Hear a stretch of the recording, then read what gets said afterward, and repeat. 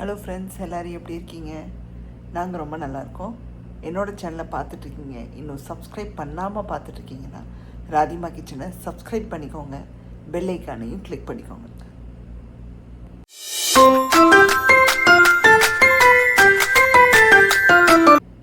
இன்றைக்கி நம்ம சேனலில் என்ன ரெசிபி பார்க்க போகிறோன்னா, Bangalore special prawn ghee roast தாங்க பார்க்க போகிறோம்.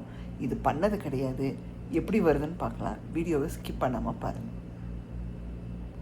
இந்த ப்ரான் கீ ரோஸ்ட்டை கண்டிப்பாக ட்ரை பண்ணி பாருங்கள். என் வீட்டுக்காருக்கு ரொம்ப பிடிச்சி போயிடுச்சு. அவர் ஆல்மோஸ்ட் காலி பண்ணிட்டார். எனக்கு வேணும்னு சொல்லி ஒரு 2 பீஸை நான் எடுத்து வச்சுருக்கேன். ஸோ அவ்வளோ சூப்பராக இருக்குங்க. நீங்களும் கண்டிப்பாக ட்ரை பண்ணி பாருங்கள்.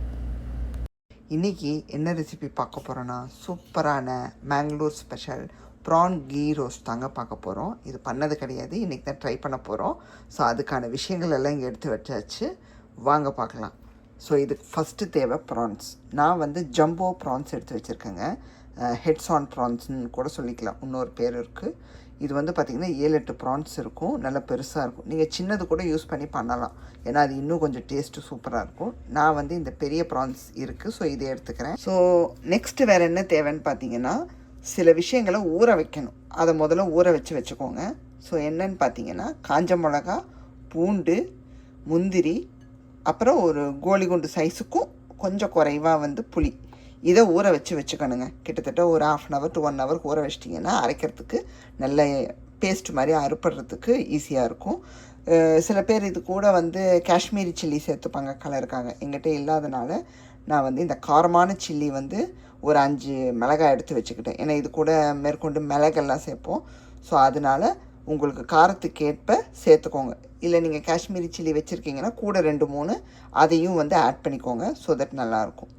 இது கூட ஒரு 5-6 பூண்டு பல், அப்புறம் 7-8 முந்திரி, அப்புறம் கோலிகுண்டு சைஸுக்கும் கொஞ்சம் கம்மியாக புளி, இந்த அளவுக்கு நான் எடுத்து வச்சுருக்கேன். நீங்கள் எந்த அளவுக்கு ப்ரான் எடுக்கிறீங்களோ அதுக்கான அளவு தான் இதெல்லாம் நீங்கள் எடுத்துக்கணும். ஸோ தட் அப்போ தான் கரெக்டாக இருக்கும். இதை தனியாக ஊற வச்சிடணும். அப்புறம் வறுத்து அரைக்கிறதுக்கு இதெல்லாம் தேவைப்படும். என்னன்னு பார்த்தீங்கன்னா, கடுகு ஒரு 1/4 ஸ்பூனுக்கு, வெந்தயம் ஒரு 1/4 ஸ்பூனுக்கும் கொஞ்சம் கம்மியாக எடுத்துக்கோங்க. அப்புறம் சீரகம் ஒரு 1/2 டீஸ்பூன், மிளகு ஒரு 1/2 டீஸ்பூன், சோம்பு 1/4 டீஸ்பூன் எடுத்திருக்கேன், கசகசா ஒரு 1/4 டீஸ்பூன், அப்புறம் தனியா, முழு தனியா 1 டீஸ்பூனுக்கு தேவைப்படும். இது எல்லாத்தையுமே வறுத்துட்டு அண்டு ஊற வச்ச இந்த மிளகா, பூண்டு இதோடு சேர்த்து ஒன்றா பேஸ்ட் மாதிரி அரைச்சி எடுத்துக்கிறோம். அதுக்கப்புறம் நம்ம இந்த ப்ரானில் போட்டு ஒரு கீ ரோஸ்ட்டு பண்ண போகிறோம். ஸோ சூப்பராக இருக்க போது, வாங்க பார்த்துடலாம். ஒரு பேன் வச்சு முதல்ல இந்த வறுக்க வேண்டியதை வறுத்து எடுத்துக்கலாங்க. ஸோ அதுக்கு ஒரு மீடியம் சைஸ் ஒரு காஸ்ட் அயர்ன் கடாயை எடுத்து வச்சாச்சு. எண்ணெயெல்லாம் சேர்க்க தேவையில்லைங்க. ஃபஸ்ட்டு கடுகு சேர்த்துக்கிறோம். எல்லாத்தையுமே அழகாக நம்ம வறுத்து எடுத்துக்கிறோங்க. ஒரு மாதிரி தீயாமல் வறுத்து எடுத்துக்கிறோம்.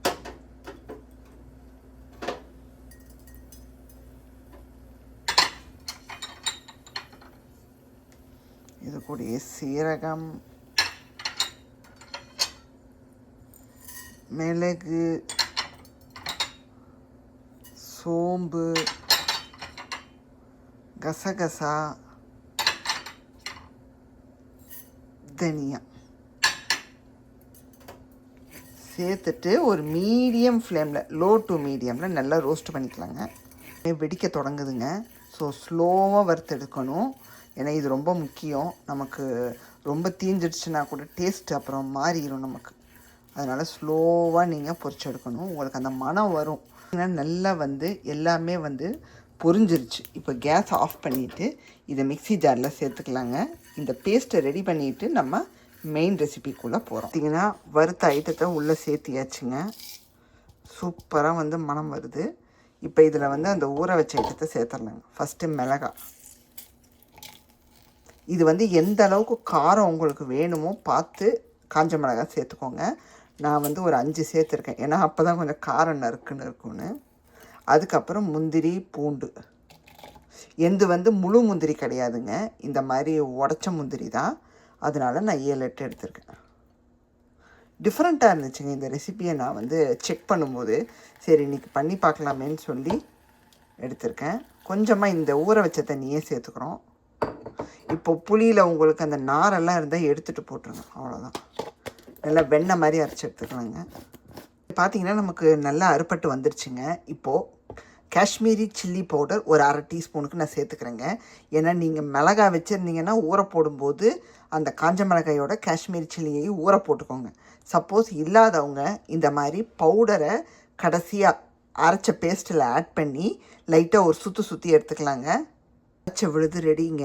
இதுதான் மெயின் மசாலா இந்த ரெசிபிக்கே. ஸோ இது சூப்பராக ரெடி பண்ணியாச்சு. பார்த்திங்கன்னா இந்த மசாலாவை நம்ம ப்ரானுக்காக அரைச்சி வச்சுருக்கோம்.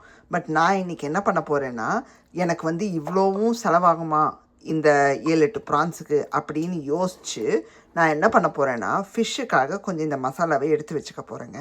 ஸோ நான் வந்து சால்மன் ஃபிஷ் வச்சுருக்கேன். அதுக்கு ஒரு 2 ஸ்பூன் எடுத்து வச்சுக்க போகிறேங்க. அவ்வளோதான். நீங்கள் வந்து அந்த ப்ரானுக்கான அளவு நீங்கள் அரைச்சி வச்சுருக்கீங்கன்னா ஃபுல்லாக சேர்த்துக்கோங்க. அந்த ப்ரானை விட கொஞ்சம் எக்ஸஸாக மசாலா இருக்குன்னா கொஞ்சம் தனியாக எடுத்துக்கோங்க. வேறு ரெசிபிக்கும் யூஸ் பண்ணிக்கோங்க. ஏன்னா எனக்கு தெரிஞ்சு ரொம்ப நல்லா இருக்கும்னு நினைக்கிறேன். ஆரம்பிச்சிடலாங்க. நான் அதே கடாய் தான் எடுத்து வச்சுருக்கேன். ஸோ இதுவே போதும்னு நினைக்கிறேன். இதில் நெய் சேர்த்துக்கிறோங்க. இது வந்து ஃப்ரெஷ் கீ. ஸோ இதிலேருந்து நல்லா வந்து ஒரு 2 டேபிள் ஸ்பூனுக்கு நான் சேர்த்துக்கிறேங்க. நெய் தான் ரொம்ப முக்கியம் இதுக்கு. ஏன்னா பேரே கீ ரோஸ்ட் இல்லைங்களா. சில பேர் வந்து ப்ரானை தனியாக நெய்யில் வறுத்து எடுத்து வச்சுப்பாங்க, மஞ்சத்தூள் உப்பு எல்லாம் சேர்த்து. நான் வந்து டைரெக்டாக தான் ஆட் பண்ண போகிற ரெசிப்பியில். இப்போ மசாலா ஆட் பண்ணிக்கலாங்க. ஸோ கீ வந்து சூடாகட்டும். சூடானது கருவேப்பிலை ஃபஸ்ட்டு சேர்த்துக்கலாங்க. நான் கொஞ்சம் எடுத்து வச்சுருக்கேன்.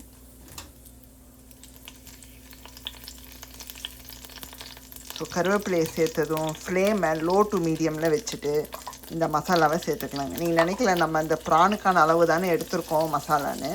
எடுத்துருக்கோங்க. பட் கொஞ்சமாக நான் வந்து ஃபிஷ்ஷுக்கும் ஷேர் பண்ணிக்க போகிறேன். அவ்வளோதான்.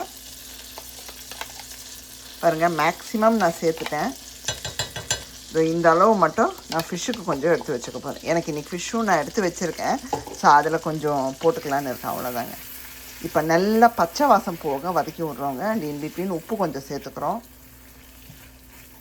அளவு உப்பு சேர்த்துடலாங்க. நமக்கு இந்த மசாலா வாடை போகணுங்க. இது போனதுக்கப்புறமா நம்ம வந்து ப்ரான்ஸ் ஆட் பண்ணிக்கிறோங்க. நல்லா உங்களுக்கு அந்த பச்சை வாடை போய் தொக்கு மாதிரி வரும் சுருண்டு. அப்போ ப்ரான்ஸை சேர்த்துட்றோங்க. பார்த்திங்கன்னா இப்போ ஒரு 3 மினிட்ஸாக நான் வந்து கிளறி விட்டுக்கிட்டே இருக்கேங்க.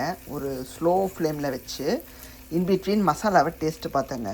சூப்பராக இருக்குங்க. நான் நினச்சே பார்க்கல எப்படி இருக்குமோன்னு ஒரு யோசனை இருந்துச்சு. புளியெல்லாம் சேர்த்து பண்ணுறோம் அப்படின்னு.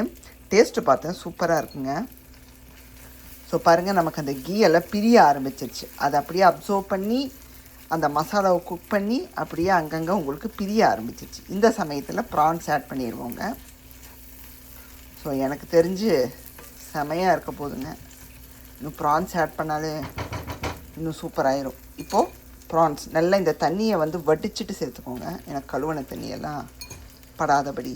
ஏன்னா அதெல்லாம் தேவைப்படாது நமக்கு. நான் சொன்ன மாதிரி அந்த மினிங்கிற பாருங்கள், அந்த ஸ்மால் ப்ரான்ஸ் இருக்கும் பார்த்தீங்களா, அதை போட்டு செஞ்சு பாருங்கள். உங்களுக்கு இன்னும் சூப்பராக இருக்கும். இப்போ நம்ம ப்ரான்ஸ் ஆட் பண்ணிவிட்டு ஸோ நல்லா வந்து கிளறி விட்டுட்டு 3 to 4 மினிட்ஸில் நம்ம ப்ரான்ஸ் ரெடி ஆகிருங்க. அதுக்கு மேலே கொண்டு போகாதீங்க, ரப்பர் ஆயிடும். இதை கிளறி விட்டுட்டு லிட்டை போட்டு மூடிடலாங்க. ஸோ தட் உங்களுக்கு மசாலா நல்லா ப்ரான்ஸில் இறங்கும். நான் ஏன் டைரெக்டாக சேர்க்குறேன்னா, நமக்கு அந்த மசாலாவில் போய் நல்லா ஒட்டணும். அதுக்கு தான். இது வந்து நீங்கள் ஸ்டார்டர் மாதிரியும் எடுத்துக்கலாம். நல்லா அப்படியே வந்து அந்த மசாலாவில் ஒட்டி சுருண்டு இருக்கும். ஸோ நீங்கள் அப்படியும் சாப்பிட்லாம். இன்னொன்று ரைஸில் போட்டு சாப்பிட்லாம். இல்லை சப்பாத்திக்கு தோசைக்கும் தொட்டுக்கலாம். அதுக்கேற்ற மாதிரி நீங்கள் பக்குவத்தில் குக் பண்ணி எடுத்துக்கலாங்க. ஸோ சூப்பராக இருக்கும்.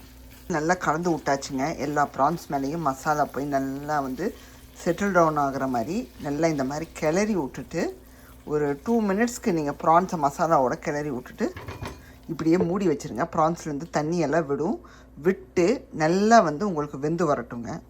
வச்சாலும் அப்பப்போ திறந்து கலந்து விடுங்க. ஸோ நான் வந்து இது 2ஆவது வாட்டி திறந்து கலந்து விடுறது. பாருங்கள் எவ்வளோ தண்ணி விட்டுருக்குன்னு. அண்ட் அது மட்டும் இல்லாமல் உங்களுக்கு ஒட்டாமல் இருக்கான்னு பார்த்துக்கோங்க, அடி பிடிக்காமல்.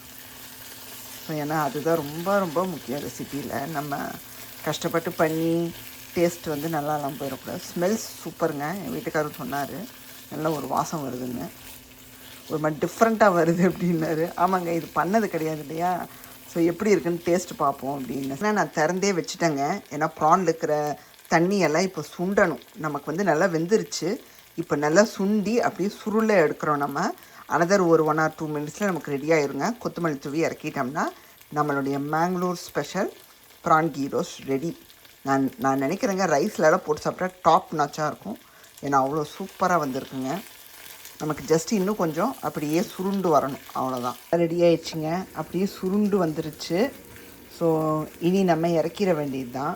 இதுக்கு மேலே நம்ம குக் பண்ண தேவையில்லைங்க. ஸோ இங்கே ஃப்ரெஷ்ஷாக கொத்தமல்லி வெட்டி வச்சுருக்கேன், அதை தூவி இறக்கணும்னா ப்ரான் கீ ரோஸ்ட் ரெடி. கண்டிப்பாக ட்ரை பண்ணி பாருங்கள், ரொம்ப ரொம்ப சூப்பராக இருக்குங்க. அந்த அந்த என்ன சொல்கிறது, நம்ம போட்ட அந்த புளியோட டேஸ்ட்டு, அப்புறம் அந்த முந்திரி கசகசா என்னென்ன போட்டோமோ எல்லாம் கலந்து சூப்பராக இருக்குங்க. சாப்பிட சாப்பிட அந்த டேஸ்ட் அப்படியே நமக்கு நல்லா வந்து ஒரு ஃபீல் கொடுக்குது. சூப்பராக வந்திருக்குங்க, அவ்வளோ அற்புதமாக இருக்குது. சுட சுட அந்த கிரேவியோட அந்த ப்ரானை சாப்பிடும்போது அட்டகாசமாக இருக்குது, ரொம்ப வித்தியாசமாகவும் இருக்குது. எங்களுக்கு ப்ரானில் பண்ணும்போது ரொம்ப பிடிச்சி போயிடுச்சுங்க. அநேகமாக இன்னொரு வாட்டியும் ட்ரை பண்ணி பார்ப்போம். இது சிக்கனுக்கு எப்படி இருக்குன்னு ட்ரை பண்ணி பார்க்கணும், போன்லெஸ் சிக்கனை. எங்களுக்கு ரொம்ப ரொம்ப பிடிச்சி போயிடுச்சுங்க. ஸோ கண்டிப்பாக நீங்களும் ட்ரை பண்ணி பாருங்கள். இன்றைக்கான வீடியோ உங்களுக்கு பிடிச்சிருந்தா மறக்காமல் ராதிமா கிச்சனை லைக், ஷேர் அண்ட் சப்ஸ்கிரைப் பண்ணிடுங்க. பெல் ஐக்கானையும் கிளிக் பண்ணிடுங்க. உங்களை வேறொரு வீடியோவில் சந்திக்கிறேன். பாய், see you soon.